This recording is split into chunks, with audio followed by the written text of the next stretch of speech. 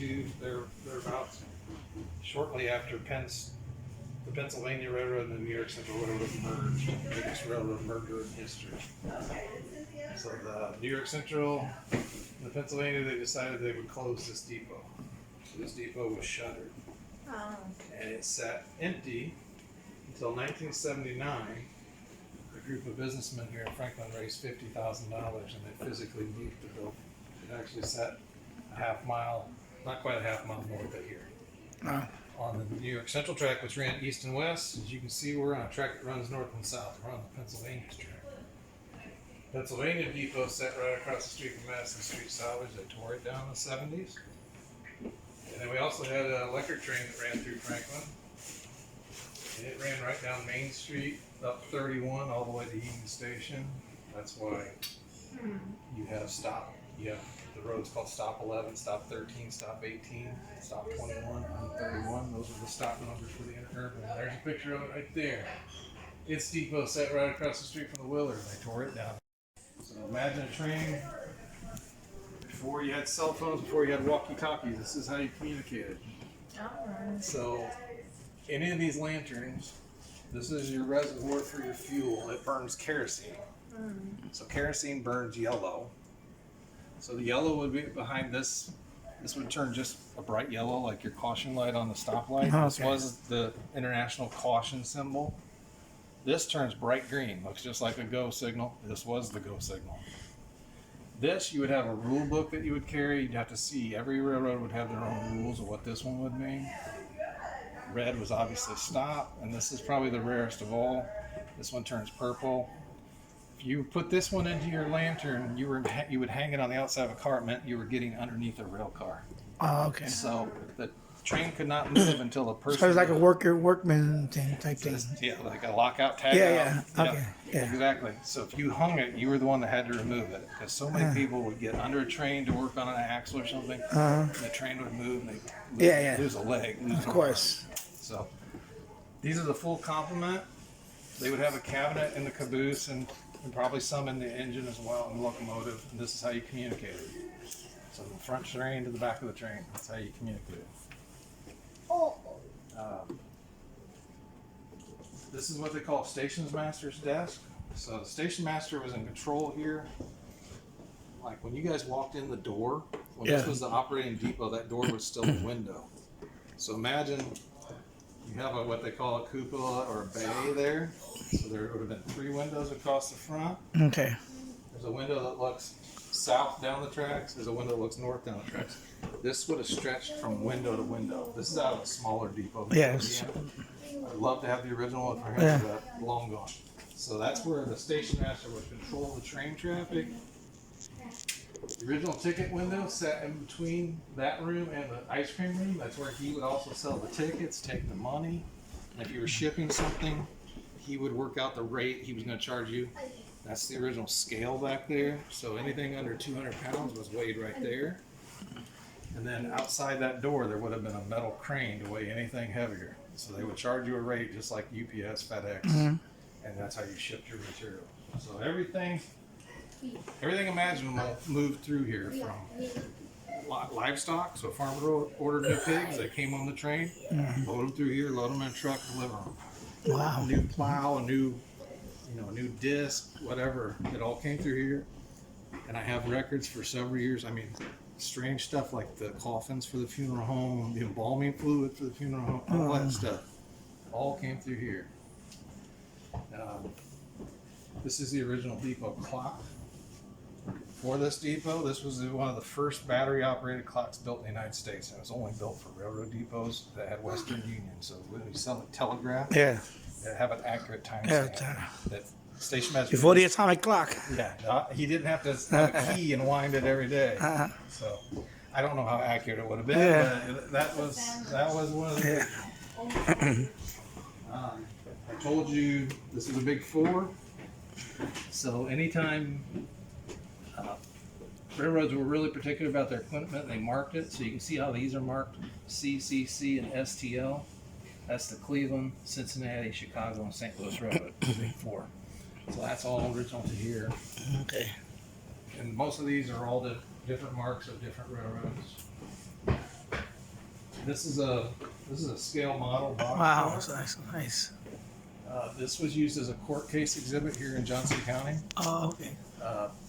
A young boy was messing around out here at the tracks, and he got off his bike, and he was underneath the train right as it moved, and he lost a leg. So they used this, and they sued the railroad, and they actually won.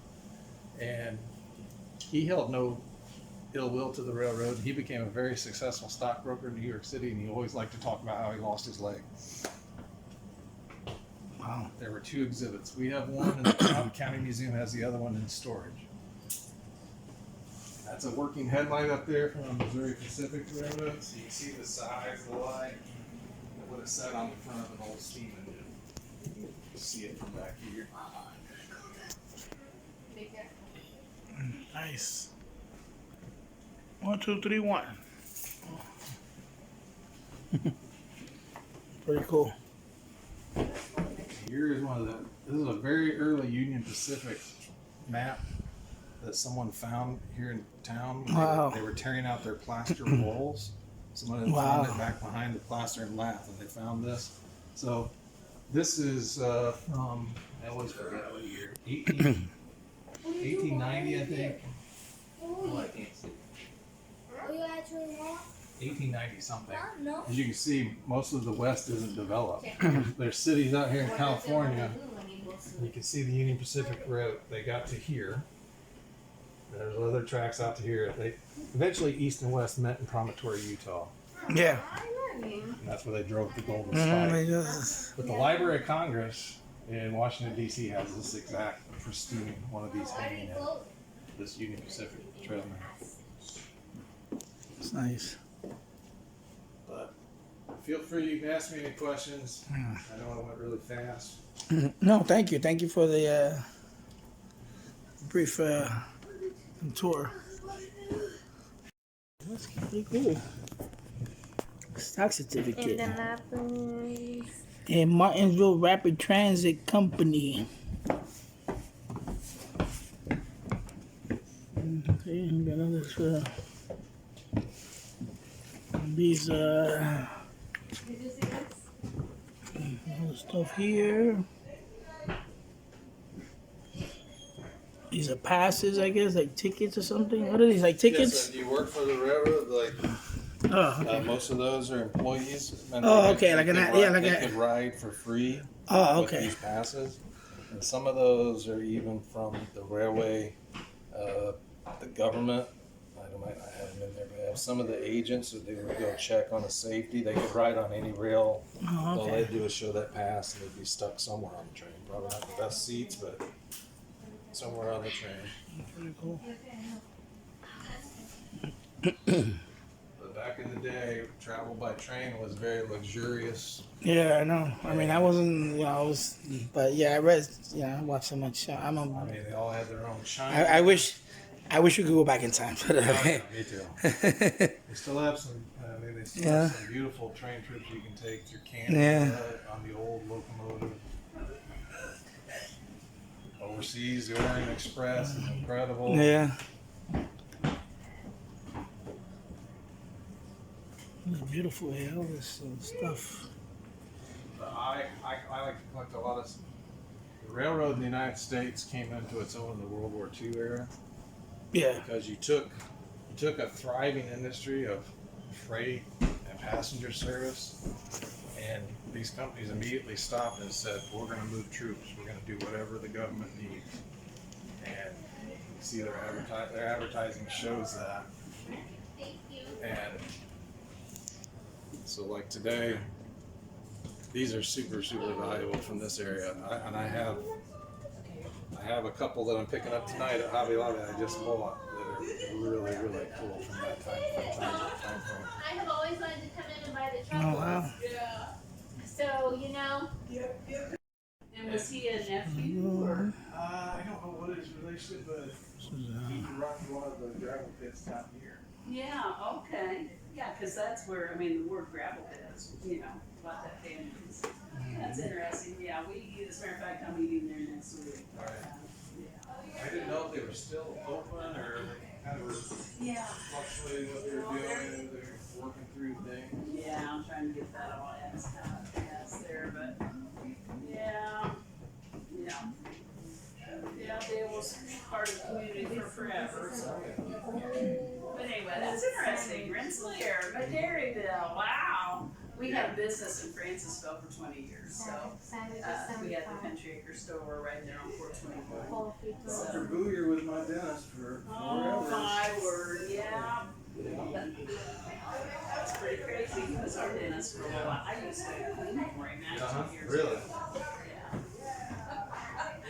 Yeah. So you do know what the whistle stop's about. Oh, yeah. I guess if you're once a railroad junkie, always a railroad junkie, something like that. He was a pretty amazing person. Dr. Hoosier or Ward or Mr. Ward. oh yeah, So, yeah. they were going to tear down that depot in Pennsylvania, and he's like, stop. Oh, we gotta move on. Yeah. Well, you probably know Ron Schlater too, then, or he's got the railroad car just as you're going around the corner out just down from the whistle stop going towards Francisville. Yeah, I've seen their car there. Okay. He's very big into railroad things also. So, but they're good friends of ours. So. It is a small world. I was just telling my sister I have enjoyed our kids living in Colorado. Going on those railroads out there. Oh my word. That's some of the best memories. Durango Silverton, Leadville Southern, Colorado Southern. Wow. That's some scenery. Yeah. The only train I've ridden in Colorado was the Hog Railway line. Oh yes, it goes up Pikes Peak. Yeah. Hog Railroad, yeah. And they're redoing that. So it was shut down, let's see, in 20, I think it's, I'm not for sure, but it was millions of dollars. But, that was a super cool one, up to Pikes Peak. So, yeah. And then there's another one down right by Royal Gorge that was super cool. I mean, Oh, the railroad, I say, in this country, World War II, what the railroad did for the country, the kids know nothing about it. yeah. It's super sad. Well, I've just learned, so our kids ski out in Colorado all the time. Loveland ski area. That's where skiers, they had soldiers that skied into places Yeah. during World War II. Yeah. They trained at Loveland. Yeah. I didn't know that. Yeah, it's, So that's just kind of a piece of history you don't really think about. and then the tie to the railroad, we have Camp Atterbury. Camp Atterbury is named after General Atterbury. General Atterbury was the president of the Pennsylvania Railroad. And he I had didn't know that. he had his personal coach car sent over to Europe for the war to hold him. And they brought it back, and it sat at Camp Atterbury all these years, and they let it deteriorate, get vandalized. And so the government put it up for auction. And there was a stipulation. This is your federal government order. Stipulation was, you can't restore it, you must destroy it on site and scrap it. You are As I kidding. tried to get it. They would not let it be restored. No, I was talking to 4-star generals at the Pentagon, and they're like, nope, it must be destroyed on site. We have to physically watch you destroy it. Oh my God. That's That is the saddest thing. Yeah. I did not realize that the Camp Atterbury, the general, They don't- that he they was don't- part of the Pennsylvania Railroad.